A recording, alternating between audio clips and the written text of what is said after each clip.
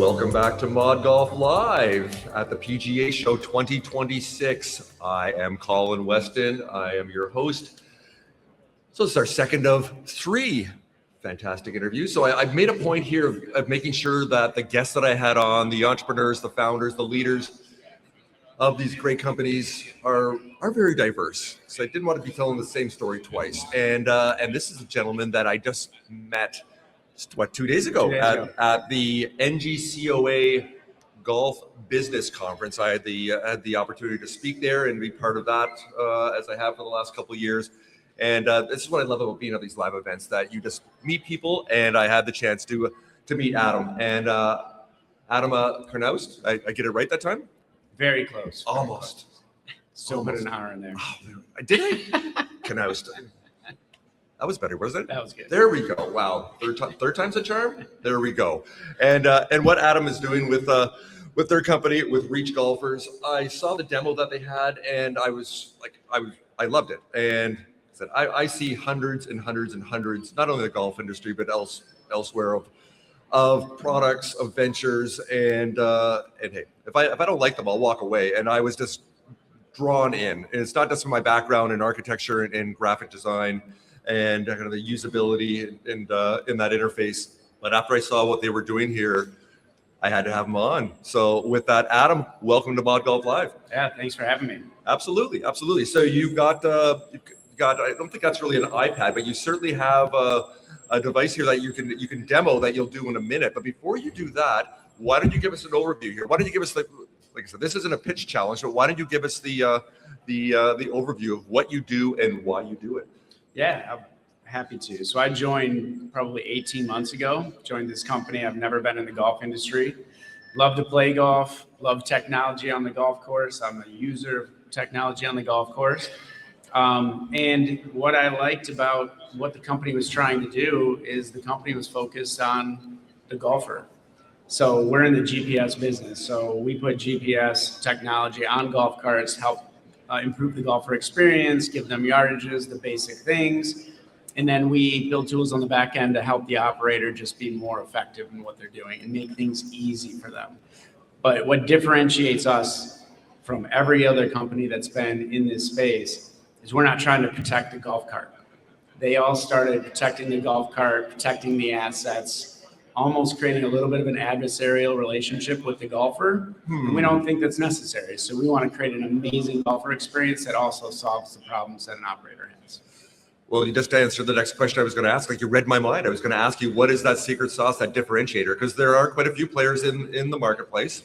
And so with that, perhaps to help answer this question, you did bring with what you have here. So you've got some graphics. So why don't you give us a little demo here? Yeah, I'll show you what it looks like. Yeah. I think when you see the screen, if you're a golfer and you've played with GPS screens on your local golf course, you're pretty familiar with what these things look like and do.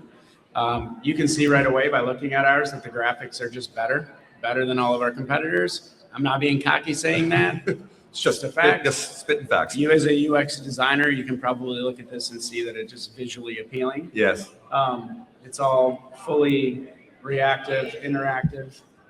I just hit contact the clubhouse on accident.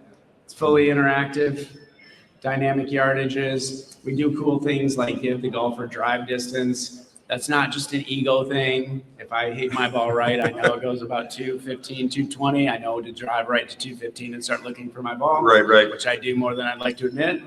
But the whole point was we want to create something that's beautiful, interactive, helps the golfer enjoy the game as much as possible.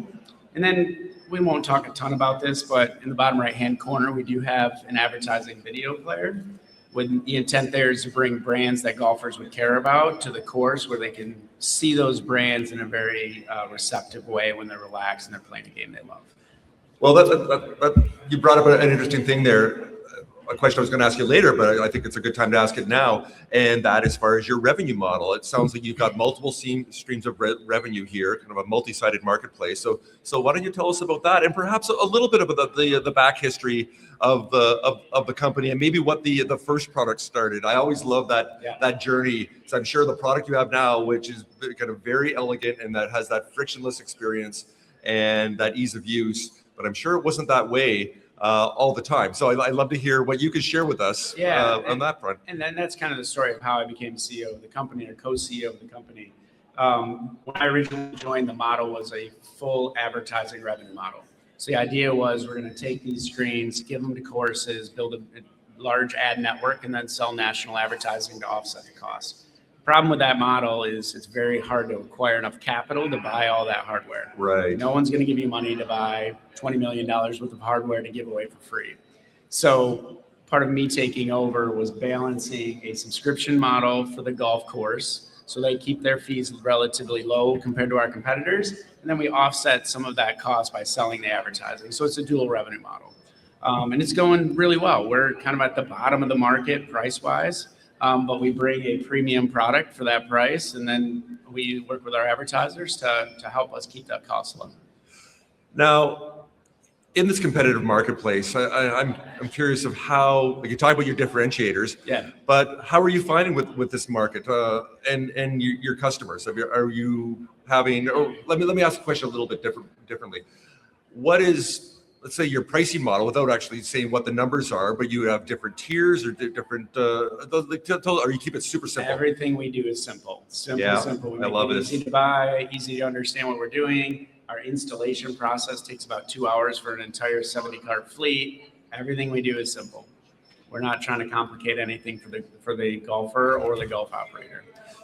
And are you finding for your customers, are a lot of them, what percentage are you finding that, let's say, are laggards in the market, perhaps they've never put anything in, or that doesn't even probably exist anymore? Maybe that was 10 or 15 years ago. So you're out there having to convert, I'm assuming, kind of winning them over. So you have to show them that you are 10x better than what they already have. Otherwise, human nature, I found, for anything, and even what I think anything that we do, we'll just stay with what we have, even though it's just kind of good enough, rather than something that's better. So tell us about that a little bit, as far as your conversion and how you go about it. It's a great question, and you might find this shocking. So I wouldn't describe the courses that haven't implemented GPS as laggards necessarily, but the price point 6 or 7 years ago, that was not on purpose, was at a point where a lot of public facilities or middle priced golf courses couldn't afford it. The prices have come down now, where if you're a $50 or $45 green fee course in Michigan, you can't afford to put GPS on your course. You can raise your fee by $1 or charge $1 on your cart fee that offsets the entire cost of this technology. So the prices have come down for everybody. So we called every golf course that was public in 42 of the 50 states this summer. Literally picked up the phone and called them to ask if they had GPS. You'll be shocked to hear that 65% of courses in that $45 to $75 green fee range don't have anything. It's open market. So we're not out there trying to replace competitors. That's a long road, like you said, and we're not. There's enough work out there and enough business out there. We don't have to battle our competitors for their existing customers. We're out trying to fill in some of that green space that exists. Wow, I don't know that your world at all. That if I would have guessed, I would have thought maybe it was like 2 to 3% of the marketplace that didn't already have something installed. Not as high as you said. That kind of blows my mind that it's a little bit farther behind than I thought. There are more courses that have just trackers on their carts, but no screen. So I don't count them as competitive. So they might track their carts around there, but there's not a golfer experience. It's a massive upgrade. Yes, you're basically pulling them ahead by about a decade and a half, if not more. Yeah, and I live in a little bit of a technology bubble. I'm in Chicago. I'd say probably 50% of the courses right around within 10 miles of where I live have GPS. Yes. So it's higher, but you get outside of the major metropolitan areas and it's a lot less. Now, are you finding with the courses that you're getting into, you find there's kind of this grassroots push that it's the people out there, the players, that are then demanding for a better experience, and they're hearing that?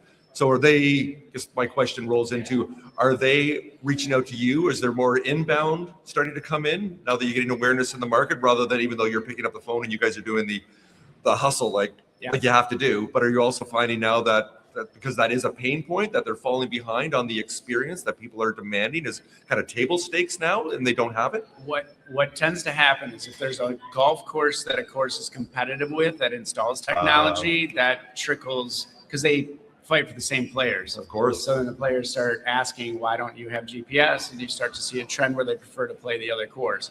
That's really what drives it. The other thing that drives the growth is a lot of operators, assistant GMs, pros will move from course to course. So if they're at a course that had it and they move to another course that doesn't, they miss it. It's like, oh, this is the thing, something that actually makes my life a lot easier. We can ranger from the clubhouse. We don't need to drive around and guess where the problems might be. So they will pull technology with them when they move to courses. Oh, that kind of makes sense. It really does. So with your design and development team, I'm sure you've got a lean, mean team here. You have to decide what features and benefits you're going to put in. You can't do everything. I remember the Simpsons episode from years ago with Homer came up with a car that had every feature, had 6 wheels on it and like ridiculous stuff. Like that was his idea of what a product should be. You don't want that. You don't want the car with 6 wheels. So how do you and the design team, as you move forward, what type of feedback loop do you get? Because it seems what I've witnessed with the demos that it's nice and tight and you're not trying to add everything. And I've seen some in GPS cards where then they've got the music and they've actually pulling in a feed that you can watch live sports. And it's just, yeah, you can do it, but do you need to do it? So I guess my question is here, how do you go about making those decisions of what you're doing now, what you're adding, maybe what you should reduce or remove? So yeah, tell us about that iterative design process and that design thinking that goes into what you do in the culture with the company. Yeah, like I said, I am not from the golf space. So in any market, and what I've learned over my career, in any market, the first movers are actually at a disadvantage. They might grab market share because they can get to customers earlier. But what happens if you're a first mover is you get pulled in 50 different directions as you're experimenting with what's going to work, what's not going to work in a market. Yes. So the GPS market, there's a very few number of players and they've all been around for a long time. And they end up with legacy is kind of a negative word, but they end up with a legacy system that was built with a lot of one-offs to meet one customer's demand. So we have a huge advantage. We can step in with modern technology, modern design, and see what worked and what didn't, and only work on the things that people really want and need. That's going to benefit multiple customers, not overfitting something for a single customer. It's a huge advantage. It saves us time. We can iterate more quickly. We can add new features more quickly. We're getting to a point now where we have kind of what I'd call an MVP. We've got everything you need to run a course. Yes. So this year is going to be tougher. We're going to have to put everything that we could do on the board and pick and choose the things that will really move the needle for us and for our operators. So got a couple golf features that are coming soon. I'm not going to spoil those, but there's some cool stuff we're going to do for the golfer, and there's some cool stuff we're going to do for the courses, really around data. Data is very underserved in the golf industry. The tee sheet companies have been working with data and providing data to operators and owners for years. That's why you can see dynamic pricing coming along, because they've been collecting and understanding this data. No one collects good data of what happens on the course. Your golfer's out there for 4.5 hours. You talk to them for 5 minutes in the clubhouse. They're gone for 4.5 hours, and hopefully they return your cart with no damage. Yes. So that is a very underserved area that we are extremely focused on in the next year. And it may be a spoiler you're not able to provide, but it's the way where mine's going. Since your GPS tracking around the course, from a environmental sustainability aspect, I know people that they've been doing over the years with the USGA and agronomists have had people just carrying around trackers so that they can heat trace where they are, where the balls go. So then they realize, well, we don't have to mow over there. We don't actually have to seed. We don't have to, as far as pesticides, herbicides, water, we can let that just go wild and natural because no one's hitting the balls over there. So you've got that aspect that all of a sudden you can cut down maybe by 20, 30% of all your requirements. So not only is it good for the environment, but it's also good for your bottom line. And the other piece too of where you can set your tees, of realizing myself as a 16 handicapper, doing some fitness training now to get my swing speed up, but still off the tee, I'm hitting it like 225, 230. I'm not hitting it at 260 anymore. So I don't play from the tips. Yeah, play white, yeah, that's right. Because I don't want to have a golf's hard enough already. Yeah. So I guess with my question here, both on the environmental side of the advantages there, getting all this data, is that somewhere, are you able to reveal a little bit? Well, with that of what the data can be used for that you're gathering here? You gave one good example. And we're not a agronomy company, but we're going to be looking for partnerships over time that somebody could use our data to do those things. We have cart tracking data for all of our courses that we store permanently. We don't get rid of the data. So yes, Right. people can start to harvest and use that information. My favorite one, honestly, is around pace of play. Like if you could identify who's actually playing on your course and you can build a personal profile for your golfer, you can start to market to that golfer differently. So if you're a rabbit, if you're getting around the course in 3.5 or 4 hours, I want you taking my 7:30, 8 a.m., 8:30 tee times, because you're not going to clog my course for the next 5 hours. So I can give you a discounted rate because I can know you're going to get out and everyone else is going to have an awesome experience. That's just one example. So I think the future is being able to identify the person who's on the course, track how they play, where they drive, how many shots they hit, how they score, and be able to market to them with things that they care about. I'm not as good as you. I'm a 19 handicap. I would love it if somebody would push a marketing message to me saying, hey, 25% discounted lesson, come by on Saturday. That would be good. Maybe not right after I hit a bad shot, but you get my point. Maybe, yeah. Wait till you hit a good one and then you feel a bit better. But exactly. Yes. So there's so many opportunities, and we are just scratching the surface on that. But having, my co-CEO, Andrew, likes to say that this is not a GPS device. This is a computer on a cart. There are so many opportunities that we can do to integrate with other technology solutions on the course, data solutions, people that are doing data analysis. We're scratching the surface right now. Nice. So right now in the marketplace, where do you see 2026 for you? Is this really the kind of the growth year to kind of get into that expansion into the market? Now that you're in the funnel, people are aware of who Reach golfers are, and so tell us what you can of what excites you about 2026 for Reach golfers. That's it. Absolutely where we're at. You asked how our product has evolved. One of the huge evolutions of our product that was a sales objection at the beginning. We're a battery solution. We don't wire to the cart, which is great because we're not messing with your cart's internal workings. Right. But switching out a battery can be an objection. Our new version lasts all day. So you put a scorecard, pencil, battery in the unit, you're good all the way through the day. It's got 22-hour battery life. Huge change for us. And then on the hardware side, we've recently signed some hardware leasing partners that make acquiring the hardware easy for everybody. So it's pretty standard in the industry if you have golf carts. So those two things have really unlocked us. So we expect 2026 to be a huge growth year, mostly in getting more customers on the course side so we can invest in some of this data work that we're talking about. Nice. So I want to flip it around a little bit of time we still have left here. The PGA Show, is this the first time you've been here? Have you been here before? I was here last year, so we were in a very different spot last year. So this has been a more positive, exciting PGA experience because we're in that growth stage. Yes. But I love it. NGCO show was awesome. Demo day was awesome. I stood on the 10th hole during the golf outing. It was amazing because I got to talk to everyone who went through. So it's been a great experience. Nice. So people that are watching haven't been to the PGA Show, and I've been covering it for years and talking about this. This place is massive. So right behind us on the wall, so that is the show floor. It is so packed out this year. That's why we are out in the hallway here, because there's no physical space. Down either side, there's other booths. It's the whole show is kind of spilled out into the hallways here because the demand is so high and it keeps growing and growing and growing. But it's not just about what goes on in the hall. And this is industry only. There's about 40 to 50,000 industry professionals and our salespeople that are involved in the industry.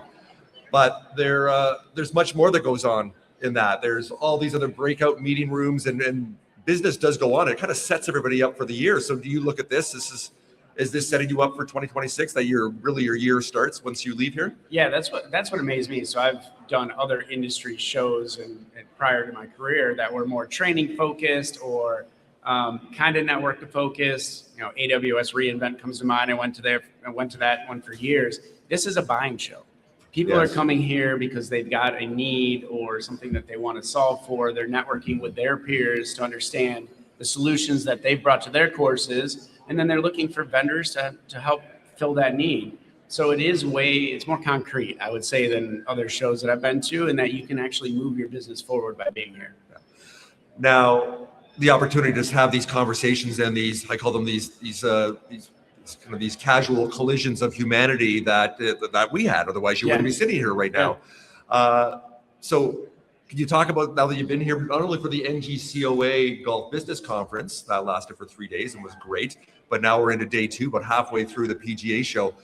Can you tell us something that you said, wow, that's really cool, or even just a conversation? Is this what there's probably many things, but something that is unexpectedly made you happy? I had a mind-blowing experience yesterday. Okay. I'm sitting with PGA Magazine in a little wine networking event. Right. The person sitting next to me happens to run a course in Michigan. It's a pretty popular course, very nice course. So I'm like, oh, hey, I know your course. Great to meet you. I'm from Michigan. It's like, where are you from? I said, Reed City. All right. My hometown is 2,000 people. No one's from Reed City. He's like, really? My wife's from Reed City. No way. I'm like, what's her name? And he told me her name. I'm like, she graduated 3 years in front of me. I know exactly who that is, and her sister. And he's a GM of a super popular course that I want to work with someday. And his wife went to the same high school as me and graduated like 90 people. So that was a just serendipitous happenstance occurrence that happened yesterday. And I've had 3 or 4 things like that. I love that. And that's the magic that happens at this show. Well, I love that. Well, hey, to finish up here, once again, why don't you let everyone out there know with Reach Golfers how they can reach out and find out more? Yeah, come to our website. It's reachgolfers.com. It's pretty easy to find. You can contact us there. Those emails actually go to me, and I do respond to all of them. There we go.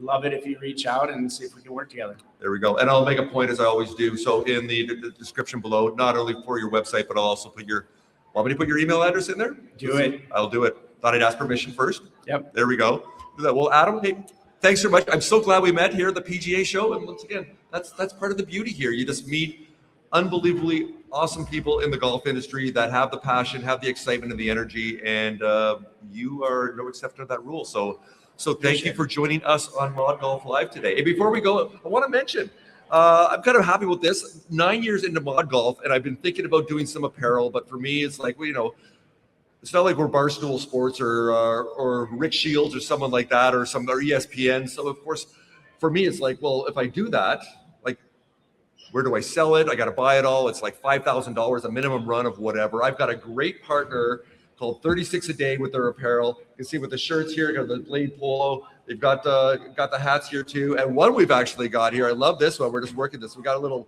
Mod Golf cursive script bucket hat going on here too. So we got those going on here also. So I've got to say, the power of partnerships also, whereas our friends at 36 a Day, they take care of the whole thing there. And I don't have to worry about anything except wear it. There we go. I can be their model, their Mod Golf model. There we go. So Adam, hey, again, thanks so much for joining us on Mod Golf Live. And I hope the rest of the show is as fruitful as the first half has been for you. Yeah, thanks for having me on. Appreciate it.